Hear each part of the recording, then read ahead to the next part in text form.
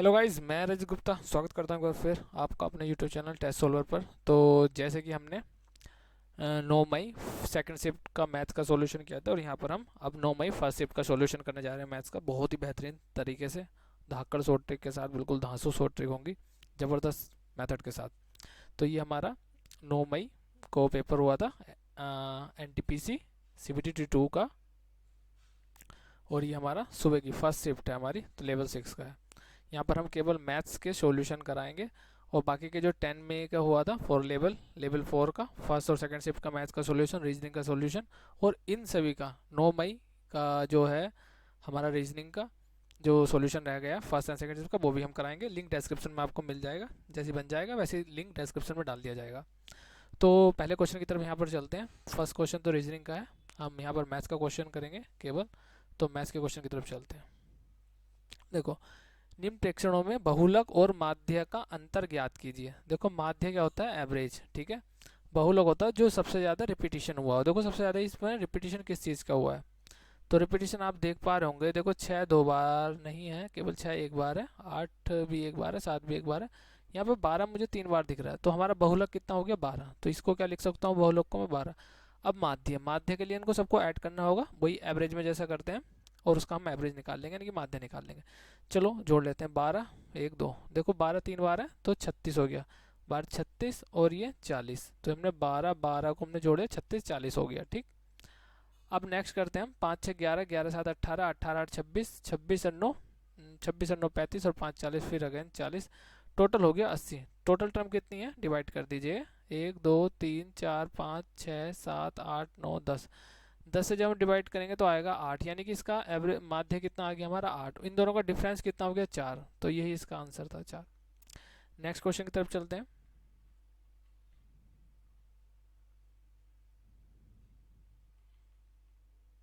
Reasoning का ये वाला क्वेश्चन देखते हैं। ब्याज की गणना वार्षिक चक्रवृद्धि आधार पर करने पर चक्रवृद्धि ब्याज पर निवेशित एक निश्चित धनराशि 2 वर्ष बाद इतनी हो जाती है और 3 वर्ष बाद इतनी हो जाती है। तो धनराशि ज्ञात कीजिए। देखो, इसके 2 3 तरीके हैं करने के लिए, लेकिन जो सबसे अच्छा और सबसे बेस्ट तरीका है, जो बिल्कुल एक्यूरेट आएगा, उसका वो पहले मैं बता देता हूँ। और भी तरीके वे भी एक्यूरेट ही होते हैं। सबसे पहले हमें क्या करना है? सबसे पहले भाई हमको इसका डिफरेंस ले लो आप। देखो, 59,550 80, मतलब 2 वर्ष में इतना था और 2 वर्ष के बाद इतना था और 3 वर्ष में इतना हो गया। अभी देखो, जब चक्रवृद्धि हो चाहे और सालाना बोल रहा है, तो इसका मतलब क्या है कि मतलब कि जितनी उसका अंतर होगा, डिफरेंस होगा, उसको निकाल लीजिए आप। तो पहले हम निकाल लेते हैं। 5 6 1 8 0 को 0.00 रहेगा, ठीक है। देखो, 0.8 तो रहेगा, यहाँ पर 0 रहेगा। 15 में से 8 गए 7, यहाँ पे 4 बच गया, और 9 में से गए 3, ठीक है। 3,400 किस पर? इस पर दर निकाल लीजिए आप। देखो, जब हम यूनिट डिजिट से भी एक आइडिया ले सकते हैं। 8 6 48, तो आपको मिलेगा 18। देखो, तो आपको आइडिया मिल जाएगा कि 6% में जा रहा है। देखो, 8 6 48 पूरा पूरा कटेगा, तो यानी कि रेडियस हमारी जो रेट आ गई 6% आ गई। ये सब बच्चों बच्चों को पता है कि इस तरीके से रेट निकलती है, ठीक। अभी बोला 2 वर्ष बाद इतनी हो जाती है, यानी कि रेट धनराशि पूछ रहा है, मतलब ये मिश्र धन है, यानी कि अमाउंट हो जाने वाला है। तो हमको क्या निकालना? मिश्र धन। मिश्र धन ये दे रखा, हमको प्रिंसिपल निकालना है। तो प्रिंसिपल निकालने के लिए मुझे एक बात है, 6% फिर 6%, इस तरीके से हुआ होगा। तो आप इसको सक्सेसिव, इसको पता है, इसको होता है 12 36 होता है। कितना होता है? 36। आपको पता है 6 + 6 और 6 × 6, ये सक्सेसिव 2 साल की। तो ये 12 36, ठीक है। अभी कुछ लोग इसमें कर जाने वाले होंगे, कैलकुलेशन को नहीं बढ़ाना, कैलकुलेशन को मिनिमम करना है। मेरा मेरा जो मेन मोटिव रहता है कि कैलकुलेशन को कम से कम किया जाए और बहुत ही कम समय में बिल्कुल एक्यूरेट किया जाए। तो यहाँ पे मैं अभी कुछ क्या करने वाले हैं, देखो 12 36 है, तो कुछ करेंगे 112, ठीक है। 0.36 बराबर को किसको रख देंगे? इसको रख देंगे 56 80, जो फिर अगेन एक बहुत कॉम्प्लिकेटेड चीज़ हो जाएगी। लेकिन आपको हमको क्या करना है, वैसे यूनिट डिजिट से भी जा सकता है। देखो, 12 36 का यहाँ देख लो कि इन दोनों का डिफरेंस देखो। देखो, यहाँ 50 है, ऑप्शन में जा सकते हैं, ऑप्शन से भी कर सकते हैं हम। देखो, ऑप्शन देखो 50 है, 50 का यहाँ डिफरेंस कितना है? 56 180, यानी कि 6180, ये है इंटरेस्ट। तो ये इसके बराबर होना चाहिए हमारा। तो इसके बराबर क्या है? देखो, अगर हम 5 के से मल्टीप्लाई करेंगे इसकी, जैसे कि 36 × 5 180, 18, का 8 हासिल लगा 1 और 12 पंजे 60 और 61, तो ये आ जाएगा हमारा 618। हाँ यही रहा देखो, ठीक है। तो इसको हम इस तरीके जा सकते हैं, अदरवाइज नहीं तो इस तरीके से भी जा सकते हैं। और इसको हम जब काटेंगे, फिर मैंने बताया 36 पंजे 180 वाला 5 से ये जा रहा है, 5 वाले यूनिट डिजिट से, तो उससे भी कर सकते हैं हम, ठीक है, हेल्प लेके।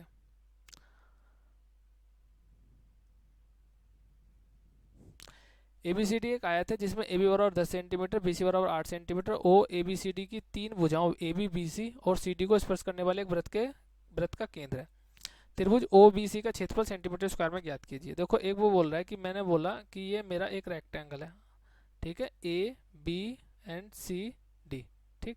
AB हमारा 10 है, BC हमारा 8 है। वो बोल रहा है इसमें किसको छू रहा है, एक क्या बनेगा इसमें, सर्कल। और सर्कल आपको पता है कि 8 से ही बन सकता है इस तरीके से, ये गैप रहेगा इसमें, ठीक है। बोल रहा है AB BC और CD को टच करता हुआ बन रहा है, तो आप ऐसे बना दीजिए, ठीक है, ये बन गया। तो हमको पता है भैया ये क्या है हमारा, देखो 4 यहाँ से यहाँ तक कितना हो जाएगा, 8 हो जाएगा ना, ये 8 है, तो ये 4 हो जाएगा यहाँ से रेडियस इसकी, तो ये वाला भी कितना हो जाएगा, 4 हो जाएगा। वो बोल रहा है OBC, ये O है हमारा, OBC ये बोल रहा है। देखो ये बेस कितना हो गया इसका 8, और ये कितना हो गया हाइट, तो आपको पता है 1/2 बेस इंटू हाइट, आधार गुणा ऊंचाई होता है फॉर्मूला 4। तो 2 दूनी 4, 2 से 4 बार कटेगा, 2 8 16, 16 आ जाएगा हमारा, तो 16 हमारा आंसर हो जाएगा यहाँ पर, ठीक है। नेक्स्ट चलते हैं नेक्स्ट क्वेश्चन की तरफ।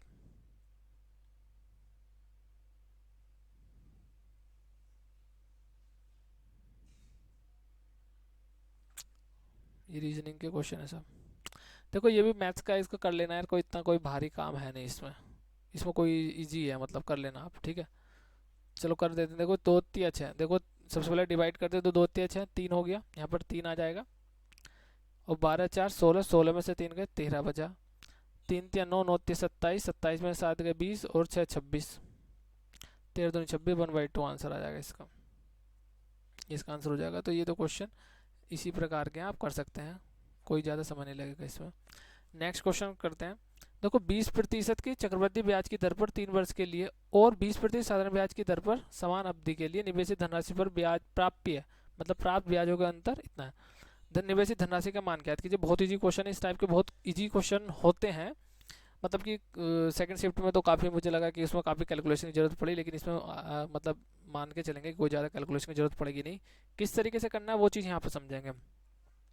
देखो 20% है, 3 बार है, तो भाई 3 बार 3 बार फिर 3 बार, हमको क्या लेना है, इनका सक्सेसिव निकालना है। सक्सेसिव मतलब कि क्रमागत, ठीक है। तो 2 2 हमको सबको पता है 44 होता है, किसी किसी बच्चों को 20 का भी पता है, तो 72.8 आ जाएगा ये प्रतिशत, ठीक है। पता है तो अच्छी बात है, बहुत अच्छी बात है, उनकी और कैलकुलेशन में समय बच जाएगा।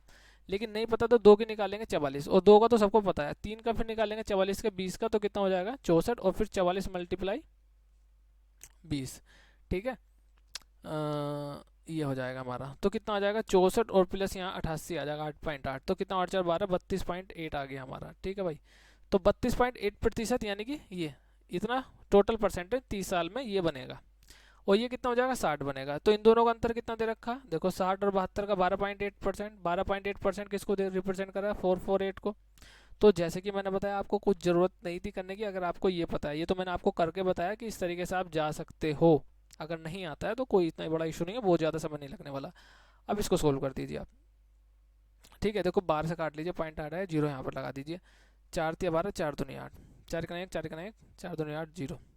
अब देखो 16 दूनी 32, 16 7 112, जीरो और 2 35, 35 ये बढ़ गया 350 में, देखिए 35% हटाएंगे तो आपको ये आ जाएगा 3500, ठीक है। नेक्स्ट की तरफ चलते हैं। देखो ये ट्रिगोनोमेट्री का क्वेश्चन है, तो इसको हम किस तरीके से करेंगे। यदि 1/1 plus tan theta plus 1/1 minus के टेन थीटा बराबर 4 है, जहाँ 0 डिग्री एंड थीटा बराबर 90 ये है, तो cosec square theta plus sec square theta का मान हमें यहाँ पे ज्ञात करना है। तो इस तरीके से क्वेश्चन करने के लिए कभी कभी क्या होता है, देखो वैल्यू पुट वाला हम यहाँ पे आंसर ला सकते हैं रख के, लेकिन जब हम इस क्वेश्चन को सोल्व करेंगे तो एग्जैक्ट नहीं पता होता कि हमें वैल्यू मिलेगी या नहीं मिलेगी। तो सबसे अच्छा तरीका क्या होता है, इनको सोल्व कर लीजिएगा, और बहुत ज़्यादा इसमें समय नहीं लगने वाला है। देखो इन दोनों को जब हम ऐड करेंगे, एलसीएम लेंगे, तो देखो ऊपर 1 माइनस के टेन थीटा हो जाएगा, ये उधर पहुँच जाएगा, ये उधर हो जाएगा, और ये कट जाएगा 1/10 थीटा। लेकिन मैं करके आपको बताता हूँ, 1 प्लस के टेन थीटा, ठीक है, यहाँ पे ये आ जाएगा। तो इनको जब करेंगे ए प्लस बी ए माइनस की वाला, तो 1 माइनस के टेन स्क्वायर थीटा, ये हो जाएगा, ये हमारा हो जाएगा 4। टेन थीटा का होगा 1/2 हो जाएगा, 2 अपॉन कितना हो जाएगा 1 माइनस के टेन स्क्वायर थीटा। यहाँ पर 4 होगा, देखो 2 से 2 टाइम्स जाएगा, ठीक। तो अब हम इसको ऊपर पहुँचाएं, इस तो ये नीचे आ जाएगा, तो 1/10 स्क्वायर थीटा, ये इस तरीके से लिख सकते हैं 1/2। ये इधर जाएगा, ये इधर जाएगा, तो यही पता है कि टेन स्क्वायर थीटा कितना हो जाएगा 1/2 हो जाएगा, कितना हो जाएगा 1/2। और टेन थीटा अब कितना हो जाएगा 1/√2, ये भी आपको पता है। तो ये कैलकुलेशन का बस इतना करना था आपको। अब आपको क्या पता है, एक राइट एंगल ट्राइंगल को आपको पता है, राइट एंगल ट्राइंगल आपको पता है, मैं बता देता हूँ। ये राइट एंगल ट्राइंगल हो गया, मान लीजिए ये थीटा हो गया हमारा, थीटा इतना है तो टेन थीटा कितना हो 1/√2। जब इसको हम सोल्व करेंगे हाइपोटेन्यूस मतलब कि मतलब कर्ण बराबर का लंब और आधार, यानी कि hypotenuse is equal to base plus perpendicular, तो हमको यहाँ √3 मिल जाएगा। देखो 2 और 1 3, √3 मिल जाएगा, कोई इसमें इतनी बड़ी बात नहीं है। तो अब हमें क्या करना, कोसेक स्क्वायर थीटा लाना, सेक स्क्वायर थीटा। सबको पता होता है 1/√3 कितना होता है, ये और ये अपॉन कितना होता है साइन, और ये कोसेक उल्टा है तो ये √3 है, तो √3 का स्क्वायर दे रखा तो 3 हो जाएगा। कोसेक सेक कोसेक का होता है तो √/2 3, ये सबको पता है। तो यहाँ पे इसका उल्टा कर दीजिए आप, 3/2। तो 3 दूनी 6, 6 और 3 9, 9/2 इसका आंसर आ जाएगा। तो इसका 9/2 आंसर आ जाने वाला है। नेक्स्ट की तरफ चलते हैं। एक व्यक्ति किसी निश्चित दूरी को एक निश्चित चाल से तय करता है, यदि वह अपनी चाल में 30% की वृद्धि करता है तो उसे उसी दूरी को 15 मिनट कम समय लगता है। बहुत ही रिपीटेड क्वेश्चन है भाई, कई बार आ चुका है इस टाइप के क्वेश्चन को, तो इसमें कोई इतना समय नहीं लगना चाहिए आपको। अपनी मूल चाल से चलते हुए उस दूरी को तय करने में द्वारा लिया गया समय ज्ञात कीजिए। देखो बोल रहा है कि अगर वो 10 की स्पीड से जा रहा है तो 13 हो जा रही है उसकी, ठीक है। तो तब देखो ये हो गया स्पीड, और टाइम का क्या होता है, इसका इन्वर्सली प्रोपोर्शनल होता है, यानी कि ये 13 व्युत्क्रमानुपाती होता है, तो 10, यानी कि अगर वो 13 उसको समय लग रहा है तो बाद में कितना लग रहा है 10, ये होता है।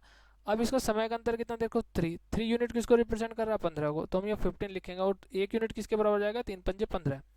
तो अब देखो वो मूल समय, मूल चाल ये है और मूल समय ये है, तो 13×5 = 65, कितना समय लगेगा उसको 65, यानी कि 1 घंटा 5 मिनट, तो ये इसका आंसर आ जाएगा। नेक्स्ट क्वेश्चन की तरफ चलते हैं। एक समूह 5 लड़कियां, ये भैया रीजनिंग का, इसको छोड़ देते हैं हम। नेक्स्ट क्वेश्चन की तरफ चलते हैं।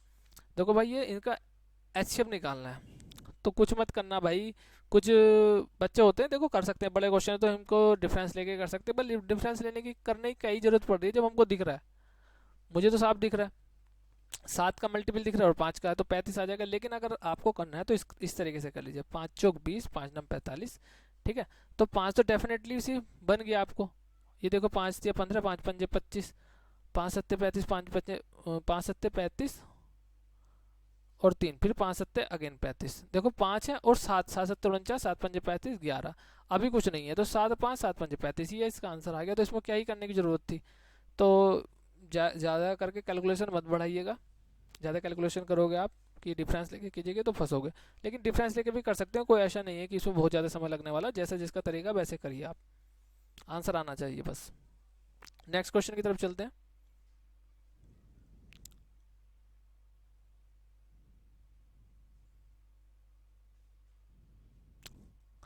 ए बी और सी डी केंद्र ओ वाले वृत्त की समांतर स्पर्श रेखाएं हैं, ठीक है। यानी कि एक तरीके से हमारा ये है और ये है और ये है, ठीक है, ये बोल रहा है, यानी कि ए बी सी डी, ठीक है, ये बोल रहा है। और पी क्यू क्या बोल रहा है, पी और क्यू क्रम से ए बी और सी डी पे इस प्रकार स्थित है कि पी क्यू वृत्त को आर पर स्पर्श करती है, यानी कि पी इस तरीके से है भाई, यानी कि पी ये हो गया, अब ये क्यू हो गया और ये हमारा ओ हो गया, ठीक है। इसको हम मिला रहे हैं, इसको देखो बहुत रिपीटेड क्वेश्चन है, थ्योरम है डायरेक्ट, इसको 10th में भी आप देखोगे, 10th में डायरेक्ट क्वेश्चन ये दे रखा है इस तरीके का, तो आप ये से प्रूफ करने के लिए आते हैं क्वेश्चन उसमें सर्कल वाले चैप्टर में, 10th आई थिंक 9th या 10th में, 9th में, 9th वाले चैप्टर में, शायद 13 चैप्टर है 9th की बुक का, तो उसमें देख लीजिएगा, मिलेगा आपको डायरेक्ट 90 है। बाकी ये मतलब ये बराबर होता है, ये बराबर होता है, और ये इस तरह करेंगे, ये इसके बराबर हो जाएगा, मान लीजिए ये बी है, ये बी हो जाएगा, ये ए है, ये हो जाएगा, तो ये दो बी, और ये एक क्या है, एक स्ट्रेट लाइन है, स्ट्रेट लाइन कितना होती है 360 180 होती है, तो ए 2a + 2b इस तरीके से होगा, तो यार कर लेना इसको, ठीक है। तो इसमें कोई ज़्यादा है नहीं क्वेश्चन करने के लिए। नेक्स्ट की तरफ,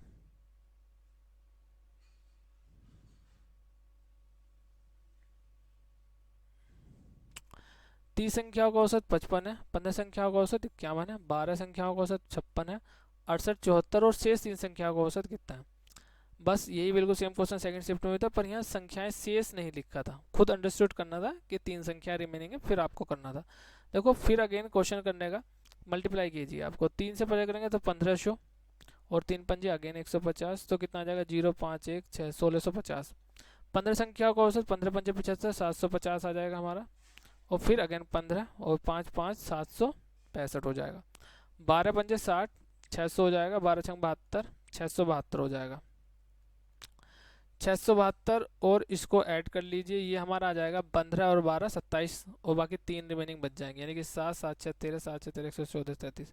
इसमें से हम देखो 13 संख्याओं का 27 संख्याओं का सम ये है, और ये हमारा 30 संख्याओं का, इसमें से 30 में से इसको माइनस करेंगे, 30 के सम में से किसको माइनस करेंगे भाई, 27 के सम को, तो 3 का रिमेनिंग मिलेगा, 3 बचेगा यहाँ पे, 4 में से 3 का 1 बचेगा, यहाँ पे 2 बचेगा, यानी कि 213 संख्याओं का जो सम है वो 3 संख्याओं का जो रिमेनिंग है। अभी कितनी दे रखी है, एक 68 दे रखी है, एक कितनी दे रखी है 74 दे रखी है, इसको ऐड कर लीजिए, तो ये हमारा ये क्या हुआ 8 और 3 11 4 15 का 5 यहाँ से लगा 1 1 और 1 2 6 8 7 15 5 यहाँ से लगा 1 और 355। देखो 355 को जब 5 से हम डिवाइड करेंगे, क्योंकि 5 संख्या है ना, 3 और 2 5, क्योंकि इनका एवरेज निकालना, तो 5 7 35 5 1 5 71 इसका आंसर आ जाएगा। ये था। नेक्स्ट क्वेश्चन की तरफ से, किसी वस्तु के अंकित मूल्य और क्रय मूल्य का अनुपात 5:3 है। यदि वस्तु का विक्रय मूल्य 3024 है तथा दुकानदार इस पर 16% और 20% की 2 क्रमिक छूटें देता है, तो लाभ या हानि ज्ञात कीजिए। देखो पहली बात तो ये विक्रय मूल्य दे रखा है, बस हमको क्या निकालना है, क्रय मूल्य निकालना है, ठीक है, और क्रय मूल्य निकालेंगे और उसमें से डिफरेंस कर देंगे, इसमें इतना करना है, बाकी कुछ नहीं करना। लेकिन इससे हमें क्या निकालना है, एक हमको पहले क्या निकाल लीजिए आप, अंकित मूल्य। अंकित मूल्य कितना दे रखा, 5 यूनिट। 5 यूनिट किसके बराबर, देखो अगर मैं इसको 3024 है, ये बच्चों को पता है, अगर मुझको इसको क्या निकालना है, इससे मुझे किस पे जाना है, अंकित प्राइस पे, अंकित मूल्य पे जाना है, तो मुझे क्या करना होगा 100/24 इस तरीके से, और कितना होगा 100/80, ठीक है, ये मेरा अंकित मूल्य है। अब 5 यूनिट कर रहा है किसको, इस अंकित मूल्य को, अगर मैं 1 करूँ यहाँ पे तो 1 डिवाइड करेगा तो 5 यहाँ पे पहुंच जाएगा, तो ये अभी मुझे 3 निकालना, 3 यूनिट क्या है, क्योंकि मेरा 3 यूनिट मेरा क्या है, क्रय मूल्य है, तो मेरे को क्रय मूल्य निकालना, तो मैं 3 से यहाँ पे करूंगा, यानी कि 3 निकालना, तो 3 से मल्टीप्लाई करूंगा। अब ये रिप्रेजेंट कर रहा है मेरा क्रय मूल्य को, सीपी को। अब बस मेरे को ये निकालना है, जो भी मेरा आएगा उसमें से मैं डिफरेंस करूंगा, तो हानि और लाभ का मेरे को यहाँ पर पता लग जाएगा। चलो अब इसको सोल्व कर लेते हैं। देखो 12 7 84 इस तरीके से तोड़ लीजिएगा क्वेश्चन को। अब इसको 12 से इसको डिवाइड काट दीजिए, 12 दूनी 24 और 6 पहुंच गया यहाँ, 12 पंजे 60, फिर अगेन 12 दूनी 24, देखो 252 इसका आया। अब इसको 3 7 से काट दीजिए, 7 या 21 और 4 7 6 42 36 आ गया। देखो भाई, देखो 0 से 0 कैंसिल हो गया, 5 से 5 दूनी 10 हो गया, ठीक है, 2 से 4 काटेंगे, कितना हो गया 4 बार टाइम गया 8 को, और 4 नम 36 हो गया, ठीक है, 9 देखते रह गया, 9 और 3 बचा, 9 27 और 2 0, यानी कि 2700 हमारा क्या आ गया भाई, क्रय मूल्य आ गया। और देखो कितना ज्यादा है 300, यानी कि 324 ज्यादा है, तो हमारा लाभ कितना हो गया 324 का हो गया। बस इसमें इतना करना था और ज्यादा कुछ करना नहीं था। कैलकुलेशन को ध्यान रखेंगे, ये जैसे मैंने किया इस तरीके से फैक्टर बना लेंगे उसको, फिर उसको काटेंगे तो ज्यादा इजी रहता है। कैलकुलेशन में फंसना नहीं है, फंसोगे तो समय लगेगा। एक ही बार में इस तरीके से कैलकुलेशन कीजिए जो बाहर निकल जाए, हम समय की भी बचत होगी, आंसर भी सही आएगा। नेक्स्ट की तरफ चलते हैं।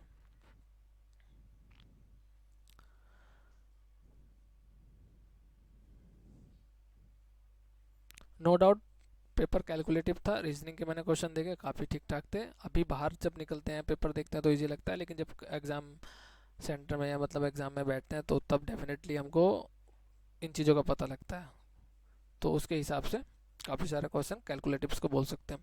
देखो अगेन इस क्वेश्चन की जो अप्रोच होगी हमारी, मतलब मैं आपको ये अप्रोच इसकी बताना चाह रहा हूँ करने के लिए। तो फिर देखो फिर क्वेश्चन को करेंगे तो फिर ये जाएगा। ये सबसे पहले देखो यहाँ पे ये फर्स्ट है, तो इसमें एक्स बाई का नहीं निकाल सकते वैल्यू हम, लेकिन आगे देखेंगे तो यहाँ पे बाई की वैल्यू दे रखी है, बाई स्क्वायर माइनस से 4y प्लस 4 बराबर के 0। तो इस क्वेश्चन को कैसे करना था मैं आपको बस यहाँ पे ये चीज़ बताना चाहूँगा। बाकी तो आप यहाँ पे क्वाड्रेटिक इक्वेशन लगा के, द्विघात समीकरण लगा के हम इसको सोल्व कर सकते हैं, लेकिन यहाँ पे नहीं करना है, वो चीज़ नहीं करना है, इतना लंबा नहीं जाना है। कैसे करना है वो मैं आपको बताता हूँ। तो एक्स और वाई की जब वैल्यू निकालनी है और एक्स वाई की वैल्यू दे रखी है और आपको दिख रहा है कि भाई ऑप्शन यहाँ दे रखे हैं, तो ऑप्शन का लाभ जितना हो सकता है उतना उठाइए। जैसे कि मैं आपको बोल रहा था कि एस आई सी आई का मैंने आपको पहले भी क्वेश्चन बताया था कि वहाँ से उसको हम एक तरीके से रेफरेंस ले सकते हैं इसे, जैसे कि 12-36 जो आया था उसका 6-6 का सक्सेसिव का। तो इस तरीके से लीजिएगा ना जो इजी लगे।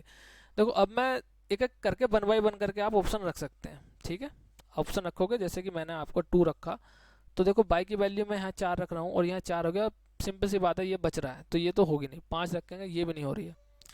3 रखूँगा देखो मैं, तो 3 सॉरी बाई की वैल्यू हम यहाँ पे रखेंगे, ठीक है। बाई की वैल्यू कितने रखेंगे, 3 रखेंगे। देखो 2 दूनी सॉरी देखो ऑप्शन को, ये x की वैल्यू है, ये किसकी है, बाई की वैल्यू, ठीक है।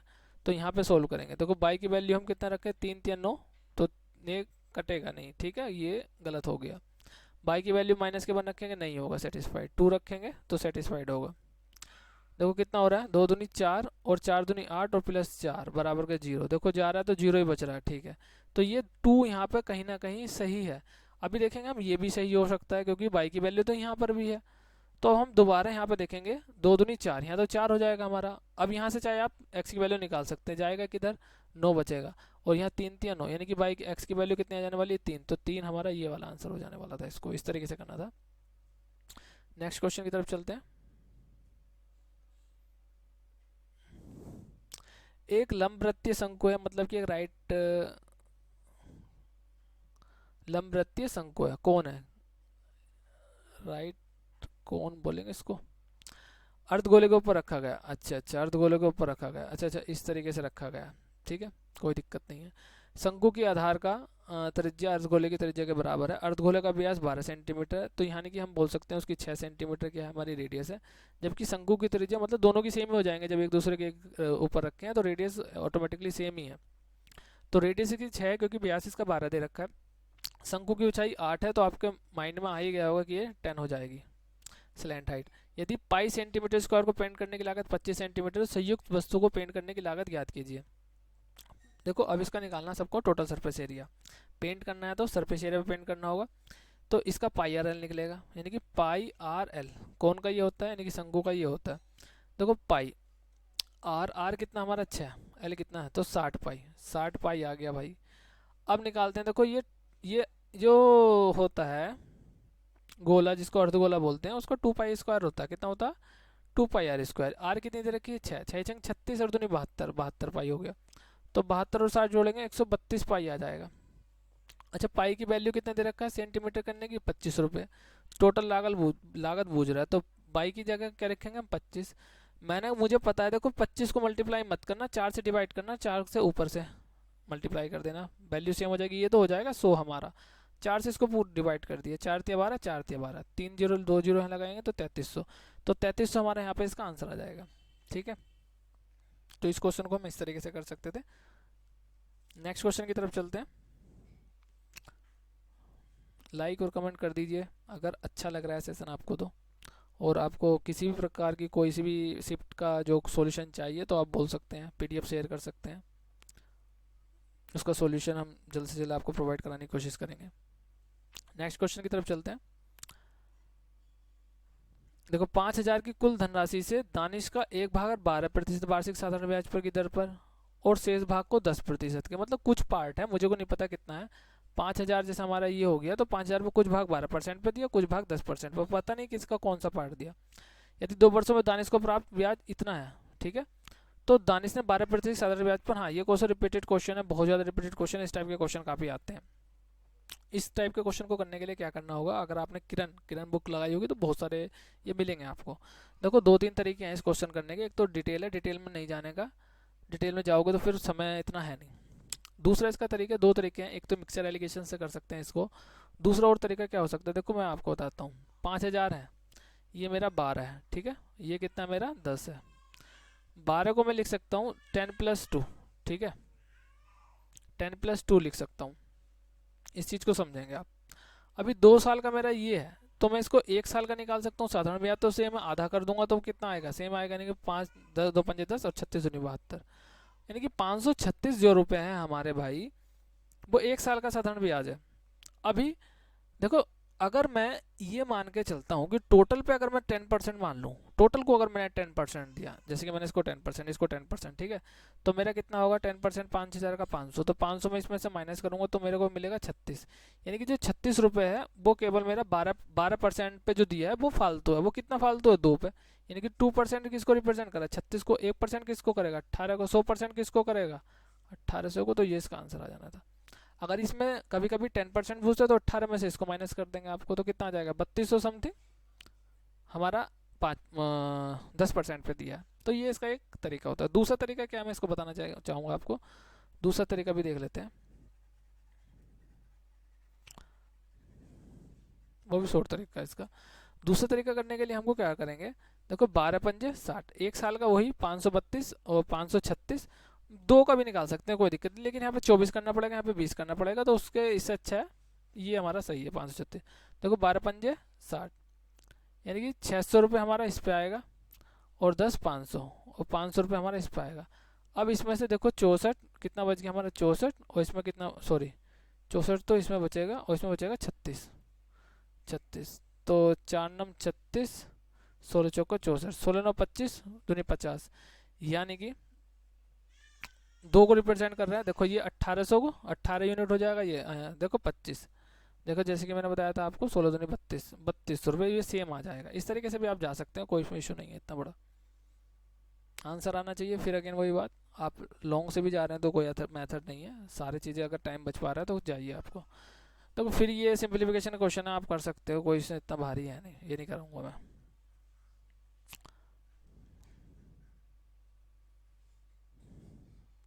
अगेन फिर भाई ये इसी का है। देखो 3×2 = 6, 2 हो जाएगा, 6×2 = 12, 24 हो जाएगा, 24 और 10 34 हो जाएगा, माइनस के 2×2 = 4, 14×4 = 56, 4, 14×4 = 56, 2×2 = 4, 4×4 = 16, ये कितना था, 34 था ना, 4×3 = 36, 2×24 34, कुछ आई थिंक गलत हुआ है। 14×4 = 56 कर लीजिएगा, इसमें कितना भारी नहीं है, सिंप्लीफिकेशन है, कर लीजिएगा आप, समझ लो।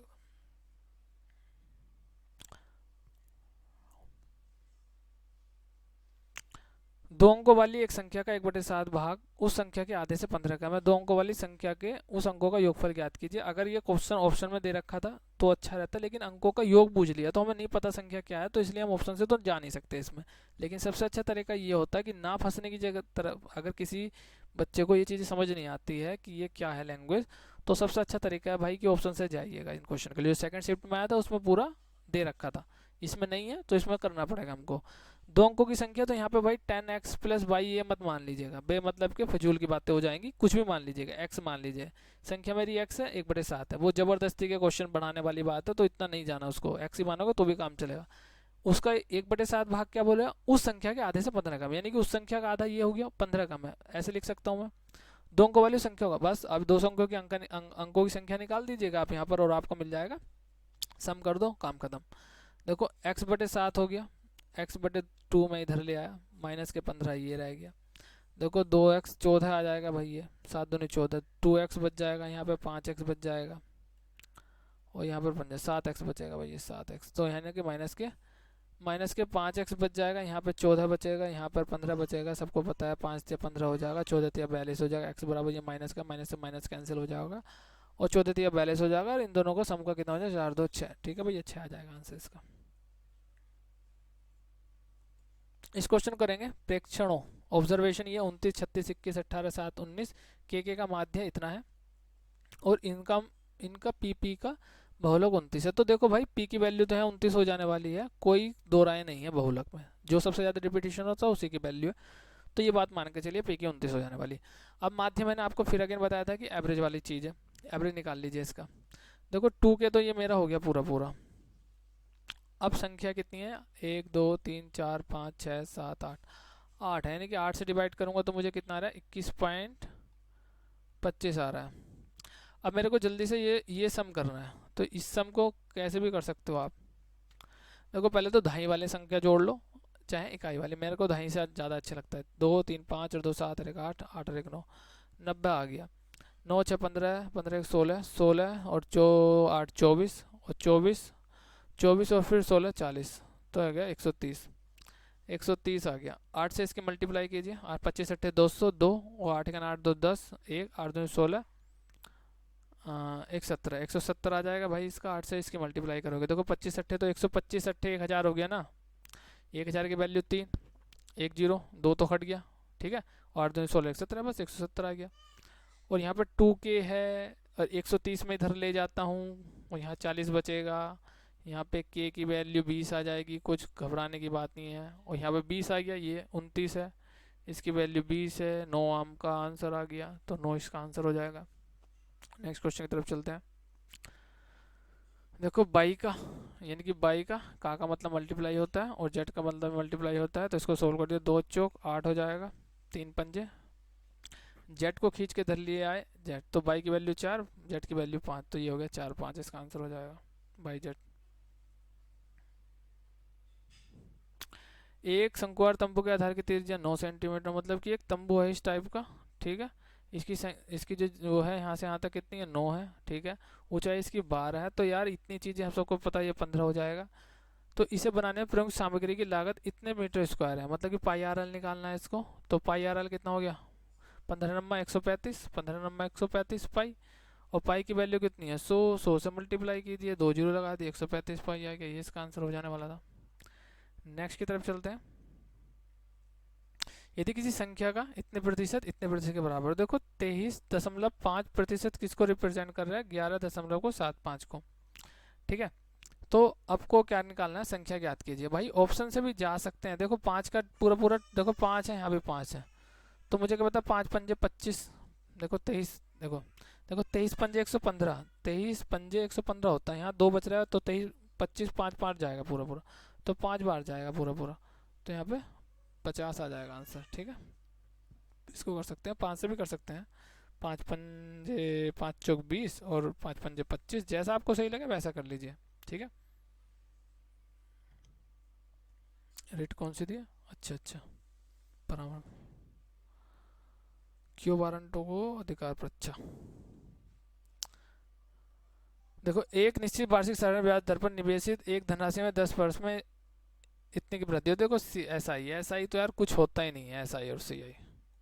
एस आई सी आई में अगर अर्थमेटिक भी कुछ नहीं है, अर्थमेटिक में तो कुछ फंसना ही नहीं है, बस प्रैक्टिस और अंडरस्टैंडिंग बेस कर लीजिए, अच्छा कुछ नहीं बचेगा। देखो 10% में 75% हो जा रहा है, बस क्या ही दिक्कत है भाई। यानी कि एक साल में 7.5 हो रहा है। समान साधारण ब्याज की दर पर समान धनराशि 6 वर्षों में कितनी हो जाएगी, तो 10 रिप्रेजेंट कर रहा है, किसको कर रहा है, 75 को। एक किसको करेगा, 75/10 को। और 6 कितना करेगा, 6 से, यानी कि 6 यूनिट निकालनी, 6। तो कर लो भाई, इसको सोल्व करेंगे तो कितना आ जाएगा, 2 पंजे 10, 2 तिया 6 15, 45 45 इसका आंसर आ जाने वाला था। नेक्स्ट क्वेश्चन की तरफ चलते हैं। दिए गए विकल्प में कौन सा लगभग निकटतम मान जो निम्नलिखित समीकरण में चिन्हों को स्थान पर आएगा। देखो निकटतम मान है और हमने दे रखा है, ये पॉइंटों में दे रखे हैं, तो इससे सबसे अच्छी चीज क्या होगी, इसको मान लीजिए 500, इसको मान लीजिए 2, इसको मान लीजिए 5, इसको मान लीजिए 3, इसको मान लीजिए 20। डिवाइड है ना, तो नीचे कर दिया, ये हमारा आंसर। देखो निकटतम भुजा, तो 5 दूनी 10, 500, ठीक है। 500 प्लस यहाँ पर 10 हो जाएगा, 3/20 हो जाएगा।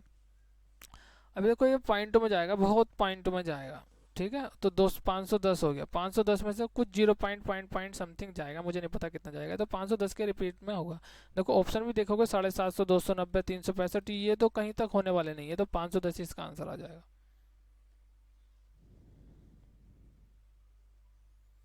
54 किलोमीटर प्रति घंटे की चाल से 400 मीटर लंबी रेलगाड़ी को प्लेटफॉर्म खड़े व्यक्ति को कितने सेकंड में पार करेगी। देखो मुझे पता है 18/3 तो 15 है। 54 को देखो 18 अगर होगी तो 5 होती है, यहाँ 54 है, 3 गुना तो 15 हो जाएगी। ये तो एक ट्रिक है, लगा सकते हैं। तो 15 45 30, तो पढ़ना था, आंसर करना था, लेकिन मैं आपको बता दूं 54 को जब हम बदलेंगे मीटर पर सेकंड में, तो आपको पता है 5/18 होता है, यानी कि 18 तिया 54 और 3 पंजे 15, ठीक है। और 15 को 450 से डिवाइड कर दो, क्योंकि इतना समय लगेगा ना, तो 15 से 45। अदरवाइज नहीं तो देखो ये चीज़ें ध्यान रखो, अभी कभी अगर 18 का मल्टीप्लाई मतलब 18 है तो 5 मिनट लग रही है।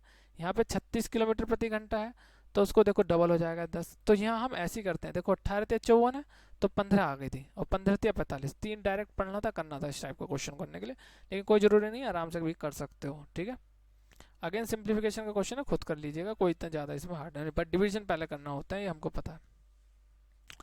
5 वर्ष पूर्व पिता और उसके पुत्र की आयु का अनुपात 7:9, देखो 7:2 था। ठीक है, 5 वर्ष बाद पिता और उसके पुत्र की आयु का अनुपात 9:4 हो गया, 9:4 हो गया।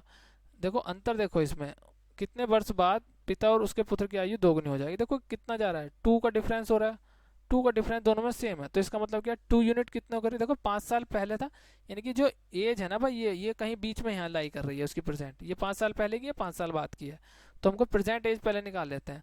तो 2 यूनिट देखो यहाँ से यहाँ तक कितनी जा रही है, 2 यूनिट होने में कितना समय, 10 यानी, ठीक है, तो 1 साल को कितना लगेगा, 5 साल, यानी कि यहाँ पे कितनी हो गई, 35 साल पिताजी की हो गई, और 5 दूनी 10 बच्चे की हो गई। अब 5 साल और करो तो 40 हो जाएगी, और यहाँ पे कितनी हो जाएगी, 15 हो जाएगी। ये हमारी प्रेजेंट एज आ गई पिताजी की और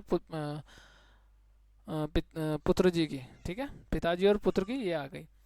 तो बोला कि पुत्र की आयु दुगनी कब होगी, देखो ये चीज़ आप ऑप्शन में कर लीजिएगा भाई। देखो 10 लेते हैं, देखो यहाँ पे कितना हो गया 50, और यहाँ पे कितना हो गया 25। हाँ, ये करेक्ट हो गया, तो यहाँ पे हो गया। कुछ मत करना बेमतलब कि क्वेश्चन बनाओगे लंबा जाएगा क्वेश्चन, नहीं करना है, नहीं करना है कुछ, डायरेक्ट ऑप्शन से करना है। ऑप्शन किस लिए दिए होते हैं, इसलिए तो दिए होते हैं, ऑप्शन से करने की आदत नहीं है तो भाई फिर रिटर्न वाले एग्ज़ाम निकाल लो, रिटर्न वाले क्वेश्चन आते हैं ना यूपीएससी का, दो फिर ऑप्शन का, अगर जिसको इतना शौक नहीं है करने का क्वेश्चन हेल्प करने का कि हम ऐसे ही करेंगे, तो दो फिर यूपीएससी। वनडे के एग्ज़ाम में तो ये होता ही इसलिए है, ऑप्शन, ऑप्शन की हेल्प करो। देखो ये चीज़ें दे रखा है, ठीक है, 10y की वैल्यू बोल रहा है। देखो जैसे हमने देखा तो सीधी सी बात है, साइन साइन दो जगह है, साइन से हम डिवाइड कर देते हैं, तो जब साइन से डिवाइड करेंगे तो यहाँ पे बचेगा 2, और यहाँ पे हो जाएगा कोट बाई, कितना हो जाएगा, कोट बाई, और यहाँ पे हो जाएगा रूट बाई, √5 हो जाएगा। ठीक है, कोट बाई को जब हम उधर लेके जाएंगे तो √5/2 ये हो जाएगा, इसको लेके जाएंगे 2 को उधर को, इतना हो जाएगा बस। अभी 10 बाई कितना हो जाएगा, कोट कोट होता है 1/10, ठीक है, यानी कि 1/कोट, तो इसको हम हो जाएगा 1/√5/2, ये हो जाएगा। अब बच्चों को बताया यार, इसको सोल्व करना, रैशनलाइजेशन, √5 + 2 हो जाएगा। ठीक है,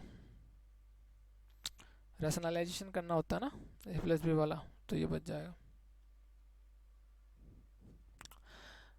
देखो ये क्वेश्चन भी रिपीटेड क्वेश्चन है, 2012-13 क्वेश्चन सीजीएल मेंस में क्वेश्चन आया था।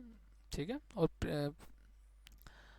तो सेम क्वेश्चन है उस तरीके का, किरण में भी आपको मिल जाएगा ये नंबर सिस्टम वाले क्वेश्चन में। देखो ये है, अब मैं यहाँ से सोल्व करता हूँ इसको, मैं 4 इसको इधर ले जाता हूँ, तो इधर हो जाएगा मेरा y + 4, ठीक है, और ये √3 दे रखा है, दोनों तरफ मैं घन करूँगा, क्यूब करूँगा, तो इसका कितना हो जाएगा, ये हो जाएगा, इसका कितना हो जाएगा, ये हो जाएगा, तो y³ हो जाएगा, 16 चौका 64 हो जाएगा, 4 चौक 16 चौका 64, फिर 3/4, और ये सबको बताया y + 4, ठीक है, ये फॉर्मूला है, 6 के तो 6 हो जाएगा। ठीक है, तो 4 × 12, देखो ये तो ये रहेगा y³ + 64 तो रहेगा, यहाँ पे हमारा 4 × 12, 12 y² हो जाएगा। ठीक है, और यहाँ पे 12 चौक 48, 48 कितना हो जाएगा, 22 हो जाएगा। अब आप यहाँ पे देख पा रहे होंगे तो 48/12 ये हमको मिल गया। ठीक है, क्या मिल गया, ये मिला, ये मिला, क्या नहीं मिला, 100, कहाँ करना हमको है 100, तो यहाँ 100 करने के लिए हमें कितना जोड़ना पड़ेगा, 36, तो इधर भी जोड़ दो भैया 36, तो कितना हो जाए 36 × 42, यानी कि कितना आएगा 42, तो 42 इसका आंसर हो जाने वाला है। नेक्स्ट क्वेश्चन की तरफ चलते हैं। देखो 16, 25, 13, 26, 15 का औसत इतना है, यानी कि माध्य बोल दो, औसत बोल दो, और इसका फिर वैल्यू निकालना, तो पहली बात इसका औसत निकालो जल्दी फुर्ती के साथ। देखो 15 और 25 मुझको दिख रहा है, जो हो जाएगा 40। अभी 13, 13, 26 है, और मैं इसको भी 13 निकाल लूँ खींच के, तो यहाँ 13 बच गया। ठीक है, 13 × 26, 26 × 52, 52 और 3 कितना होगा 55, 55 कर लो, कितना हो जाएगा 95, कितना है 1 2 3 4 5, 5 से जब मैं डिवाइड करूँगा तो 19 आंसर आएगा हमारा, यानी कि k की वैल्यू हमारा कितना आ गया 19 आ गया, 19 दूनी 38, 38 और 11 49 हो जाएगा, 49 के भैया बच्चों को पता है कितना हो जाएगा 7 हो जाएगा, तो 7 इसका आंसर हो जाएगा। लाइक नहीं करा भैया अभी तक आपने, कर दो, नहीं करोगे अच्छी बात है, मत करो। नेक्स्ट क्वेश्चन की तरफ चलते हैं। एक पुरुष किसी कार्य को 20 दिन में पूरा कर सकता है, एक महिला उसी कार्य को 30 दिन में पूरा कर सकती है। तो 2 पुरुष और 3 महिलाएं उस कार्य को कितने दिन में पूरा करेंगे? देखो 20 दिन में पुरुष कर रहा है और 30 दिन में महिला कर रही है, तो देखो 20 बराबर के 30 एक एक के, यानी कि 2 पुरुष 3 महिलाओं के बराबर है, 3 महिलाएं 2 पुरुष के बराबर। अभी आप को भी मर्जी हो, जो भी आप कर लो, पुरुष पुरुष से कराओ, महिला महिला से कराओ। तो फिर यहाँ पे 2 पुरुष और 3 महिलाएं जो ले रहे हैं, हमको यहाँ पे पुरुष पुरुष से कराएंगे तो पुरुष पुरुष लेने होंगे, महिलाओं से कराएंगे तो महिलाएं महिलाएं लेना। कुछ भी कर लो भाई, मैं पुरुष से कराता हूँ। तो 20 पुरुष का एक एक पुरुष कर रहा है, तो ये टोटल कार्य हो गया। अभी अब पुरुष कितने हैं टोटल हमारे? 2 और 2, 3 महिलाओं की जगह मैं 2 पुरुष रखता हूँ, यानी 4, यानी कि 4 से डिवाइड करूँगा, 4 पंजे 20, यानी कि 5 दिन में आ जाएगा। अगर मैं महिलाओं से करता तो 30 दिन में एक महिला कर रही है तो एक महिला है, तो यहाँ पे 2 की जगह मैं कितना करूँगा भाई? 3 महिलाएं, ठीक है। पुरुष 3 3 6 हो गई, टोटल 6 हो गई, 6 पंजे 30। कान इधर से पकड़ लो, इधर से आंसर सेम आएगा, तो 5 हमारा इसका आंसर आ जाने वाला था। नेक्स्ट क्वेश्चन की तरफ चलते हैं। देखो 100 हो गई। देखो बोल रहा है इन संख्याओं में से सबसे बड़ी और सबसे छोटी संख्याओं का गुणनफल के दे रखा है और फिर इसकी वैल्यू निकालनी है, ठीक है। तो हमने करना क्या था यहाँ पे? देखो सबसे बड़ी संख्या मैं आपको यहाँ पे बताऊं, देखो डिफरेंस 1 हो तो आंसर हमारा आ जाएगा, लेकिन यहाँ पे डिफरेंस 1 हर एक में नहीं है, दिक्कत आएगी। तो उस चीज़ में करने के लिए यहाँ प्रॉपर और इम्प्रॉपर वाली भी है, अनुचित और उचित भिन्न वाला, तो उस चीज़ को फंडे को उधर साइड में रखते हैं क्योंकि वो यहाँ पर नहीं लगने वाला है। डायरेक्ट मैं आपको बताता हूँ। परसेंटेज आपने कूट कूट के पढ़ी है, जो बच्चा तैयारी करता है सबसे पहले परसेंटेज का चैप्टर पढ़ता है, और परसेंटेज में फ्रैक्शन बनाना तो उसका शौक हो जाता है, और शौक शौक में बढ़िया बात है, शौक अच्छी बात है, होनी चाहिए। तो उसको परसेंटेज की बहुत ज़्यादा समझ है। तो यहाँ 1/4 को उसको पता है कि इसको 25% बोलते हैं अगर हम परसेंटेज की बात करेंगे। इसको बोलेंगे 1/3 33 होता है, उसको 66 हो जाएगा। लमसम ले ले भाई, कोई पूरा लेने की जरूरत नहीं है। यहाँ पे 1/5 है तो यहाँ पे 20 होगा तो 80% हो जाएगा। 5/8, देखो 8 को हम कितने लिखते हैं भाई? 12.5, 12.5 को कितना होगा? 5 से करेंगे तो 62.5 पॉइंट आ जाएगा। और 4 को हम करेंगे तो भैया 25, 75 आ जाएगा। अब इसमें से नहीं बता सकता सबसे बड़ी संख्या कितनी है? तीसरे नंबर की, यानी कि 4/5 ले ले भाई, 4/5। फिर वो बोल रहा है सबसे छोटी 25 है 1/4। इन दोनों का मल्टीप्लिकेशन को बोल रहा है वो कि के है, यानी कि 4 से 4 करेंगे 1/5, यानी 1/5 की वैल्यू कितनी होगी? के। अब यहाँ पर रखेंगे देखो 1/k का मतलब कितना हो जाएगा? 5। तो 5 + 4 हो जाना है यहाँ पर मल्टीप्लाई, यहाँ पर फिर 5 हो जाना है, यहाँ पर 2 हो जाने वाला है। तो 5 4 9 और 3 9 3 27 होगा, यहाँ पे 27 आंसर हो जाएगा, ठीक है। तो इसको ऐसा करना था। क्वेश्चन देखते हैं भैया। पी क्यू आर क्रम से 40 दिन, 90 दिन, 36 दिन में कर सकते हैं। पी कार्य शुरू करता है, क्यू 7 दिनों में बाद उसी कार्य में शामिल होता है, आर शुरुआत से 8 दिन बाद। मतलब क्यू तो भाई समझो शुरू से, पी तो शुरू से कर रहा है, क्यू 7 दिन बाद ऐड होता है, आर 8वें दिन आता है, ठीक है। तो आर कितने दिन तक कार्य करेगा? मतलब कि 8वें दिन सबने लगातार तीनों ने काम किया है, ये चीज़ समझने की कोशिश करना है यहाँ पर। तो सबसे पहले देखो 40 और 90 और 36 हम लिखेंगे, एलसीएम ले लेंगे। एलसीएम हम इसका ले लें 360। एलसीएम मतलब कि जो भी नंबर इसका आसपास हो ले लो, कोई दिक्कत नहीं। एलसीएम नहीं 720 भी ले सकता था यहाँ पर मैं, तो जो भी आपको अच्छा लगेगा। तो 4 9 36, 9 चौक 36 और 36 ढाई 360, ठीक है। ये हो गया, यानी कि इसकी भी किसकी एफिशिएंसी आ गई? पी क्यू ई आर, समझते रहिएगा आप। देखो पी की एफिशिएंसी मतलब एक दिन में 9 काम कर रहा है, टोटल काम हमारा 360 हो गया। क्यू हमारा 4 काम कर रहा है और हमारा एक दिन में 10 काम कर रहा है, ठीक है। वो बोल रहा है कि पी ने कार्य शुरू करता है, देखो 7 दिन तक काम करता है, ठीक है। और पी मान के चलो, देखो 8 दिन का मैं काम लेता हूँ, ठीक है। 8 दिन के बाद फिर तीनों ने सबने 7 काम किया, तो सबकी 7 एफिशिएंसी लेके चलेंगे। लेकिन सबसे पहले पी ने 8 दिन तक लगातार काम किया, यानी कि 9 72 काम किया, ठीक है। अब बोलोगे क्यू ने तो फिर एक दिन काम किया, तो हम बोल देंगे हाँ ठीक है, क्यू ने एक दिन काम किया, क्यू की एफिशिएंसी 4 थी तो हमने 4 काम किया, ठीक है। तो यहाँ पर कितना हो गया? 76, यानी कि उन्होंने काम किया 8 दिन तक, कितना काम कर लिया? 76 काम कर लिया। अभी टोटल काम कितना था? 362, तो मैं 76 में से यहाँ माइनस कर दूंगा, तो बोलोगे आप 4 बचेगा, और यहाँ पर कितना बचेगा? 5, 15 में 7 गए 8 बचेगा, 284 बच जाएगा। आप बोलोगे 284 काम आप कितने करेंगे? तीनों मिलकर करेंगे। तीनों मतलब कि तीनों की एफिशिएंसी हो जाएगी 19 और 4 23, 23 काम करेंगे। तो 23 को जब इसे डिवाइड करेंगे तो आंसर आएगा। देखो 23 दूनी 46 तो होगा नहीं, 23 ही का ना, 23 हो जाएगा। कितना बचेगा? 23 में 5, ठीक है। अभी 54 है, तो 23 दूनी 46 हो गया, और 46 में से 54 गए 8, तो 12 से ही 8/23 इसका आंसर आ जाने वाला था। दूसरा तरीका इसका क्या है, ऑप्शन में देखेंगे 23 सबके में है, सबके में, बहुत अच्छी बात है। यूनिट डिजिट मिला लिया करते हैं, अगर ये चीज़ें नहीं आती हैं तो यूनिट डिजिट कैसे, मतलब देखो 3 के 3 और 8 11, 8 3 11, तो ये ऑप्शन नहीं होगा। 3 दूनी 6, 3 दूनी 6 और 6 8 14, हाँ ये है, हो सकता है। अभी और देखते हैं, 3 3 9, 9 8 17, नहीं होगा, 17 है, ठीक है। 3 5 15, ये भी नहीं होगा, 23।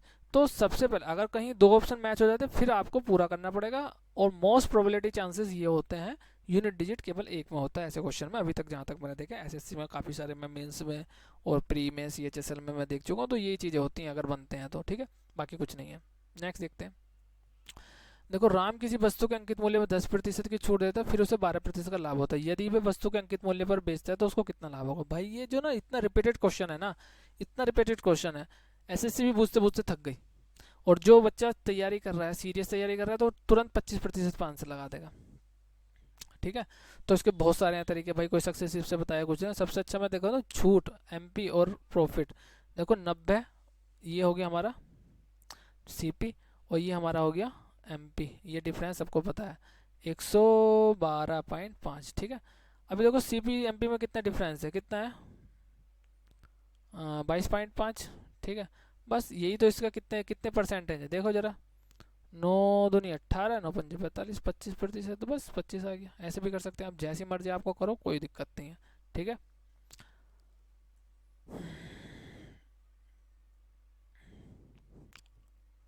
रीजनिंग का क्वेश्चन है।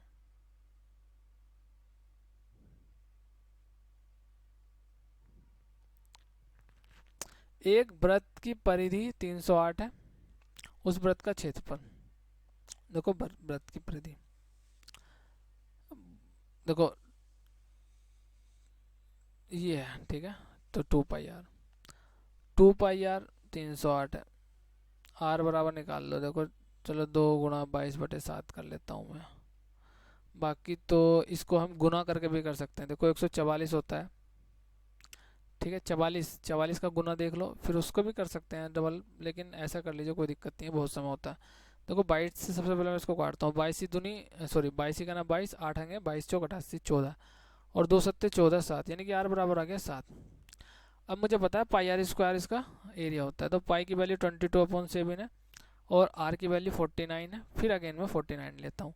देखो कैलकुलेशन ही इसमें एक मात्र, देखो यूनिट डिजिट में नहीं जाएंगे, यूनिट डिजिट भी सेम है, 2 डिजिट भी सेम है, तो सबसे अच्छा तरीका है भाई, इसको कैलकुलेशन करना ही पड़ेगा, कर लेते हैं। देखो देखो 7 7 49, ठीक। अभी देखो कैलकुलेशन समझेंगे किस तरीके से करेंगे।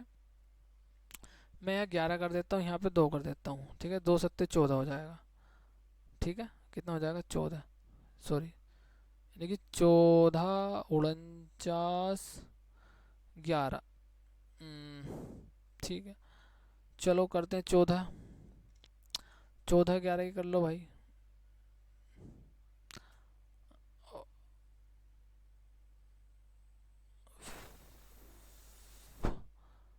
14 11 की मल्टीप्लाई 14 49 की कर लो, या 14 पंजे कितना होगा, देखो 50 माइनस के बन कर दो, 14 पंजे 70, 700 में से हम 14 करेंगे तो कितना आ जाएगा 600, 10 में से 4 गए 6, 9 में से 11 86, 686, ठीक है। और 11 की मल्टीप्लाई, और हमें बताया 6, 8 से 14 का 4 हासिल लगाए, 8 6 14 का 15 का 5 हासिल लगा 1, और 6 1 7, 6 1 7 होगा, सॉरी बस 7 5 ये आ जाएगा, 7 5 4 6, ठीक है। तो कैलकुलेशन का इसका ये तरीका है। अच्छा कैलकुलेशन मैं आपको बता देता हूँ कि मैंने यहाँ पे कैसे किया कैलकुलेशन के लिए। देखो किसी भी नंबर के जैसे 1 2 3 होता है, अगर हम इसको 11 से मल्टीप्लाई करते हैं तो पहला 3 लिखो, फिर 3 और 2 5 कर दो, ठीक है, और फिर 5 2 और 1 3 कर दो, ऐसे जोड़ते चले जाते हैं, ठीक है। तो ये इसकी मल्टीप्लिकेशन की ट्रिक होती है। 3 3 और 2 5, ठीक है। जैसे मान लीजिए 2 है, 2 की 11 से करेंगे तो 2 तो 2 रहेगा, 2 और 1 3 हो जाएगा और 1 रहेगा, ठीक है। ये वाला इस तरीके से, ठीक है ना। तो ये होता है। चलो नेक्स्ट देखते हैं। देखो 17 छक्का 102, ठीक है। तो बाई की वैल्यू कितनी आ गई 6। देखो यहाँ 2 है, यहाँ 1 है, तो 1 जीरो लग जाएगा, 60 आ जाएगा।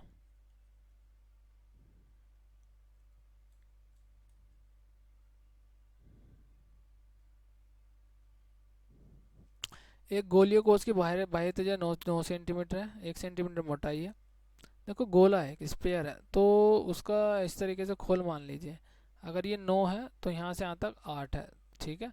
तो ये वाला एरिया खोखला है, तो क्या करें, एक सेकेंड, गोले कोश भरते देते हैं, कोश के लिए प्रयुक्त धातु का आयतन ज्ञात कीजिए, ठीक है। मतलब ये वाली चीज़ भरी हुई है, ठीक है, और ये खोखला है, तो ये चीज़ का आयतन निकालना है। तो देखो 9 में से हम 8 करेंगे माइनस, तो आ जाएगा आंसर। देखो सबको पता है 4/3 पाई आर की पावर 3 होता है।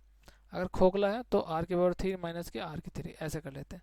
तो 4/3 पाई की वैल्यू 22/7 रख लीजिए, और 9 की कितना हो गया, 9 की हो जाएगा, यहाँ पे लिख लो 729, 8 की 512 करो, 7 1 2 217, कितना आ गया 217। 7 से इसका बारह, 7 1 की 7 1 ना 31 आ गया।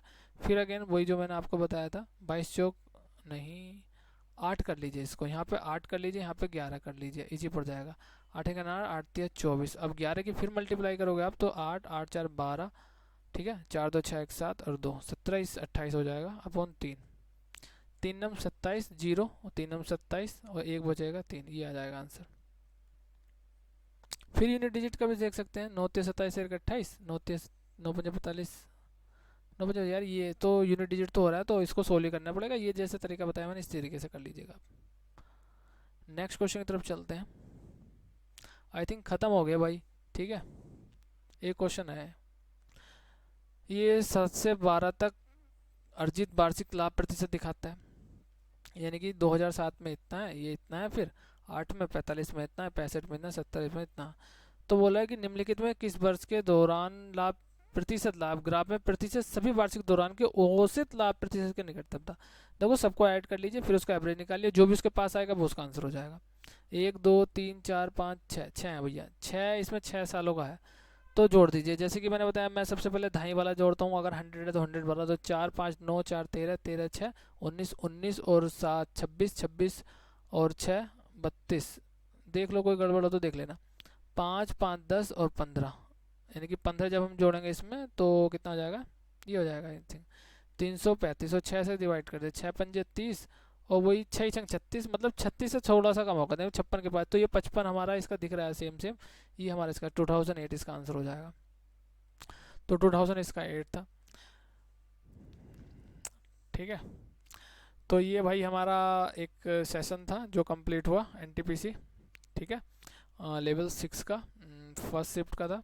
52 मिनट हो चुकी है, तो सेशन को यहीं ख़त्म करते हैं। बाकी रीजनिंग का भी आपको अच्छा लगा यार, कमेंट में बोला करो, बात किया करो, बताया करो गलतियाँ क्या है, किस तरीके से इसको इम्प्रूवमेंट किया जा सकता है, क्या चीज़ अच्छी लग रही है, क्या चीज़ बुरी लग रही है, क्या चीज़ आपको मतलब कि CGL में चाहिए, CHSL में चाहिए, शॉर्ट ट्रिक चाहिए किसी की, तो वो चीज़ आप बोल सकते हो, तो उस चीज़ को मैं फॉलो करूँगा, आपको पढ़ाऊँगा। तो बाकी आपको अगर कोई चीज़ सीखनी हो, कोई टॉपिक सीखना हो तो कमेंट कीजिएगा, डेफिनेटली मैं उस पर वीडियो बनाऊँगा ज़रूर। तो आज की वीडियो में तो केवल इतना ही था। नेक्स्ट वीडियो में हम लाएंगे रीजनिंग का पार्ट, और लेवल 4 के जो हैं मैथ्स के फर्स्ट एंड सेकंड का, उसका सॉल्यूशन लाएंगे, मैथ शिफ्ट 1 और शिफ्ट 2 का, और फिर रीजनिंग के भी सभी उसका सॉल्यूशन लाने की कोशिश करेंगे जल्द से जल्द। बस तब तक के लिए दीजिए विदा, चलते हैं, बाय, ओके।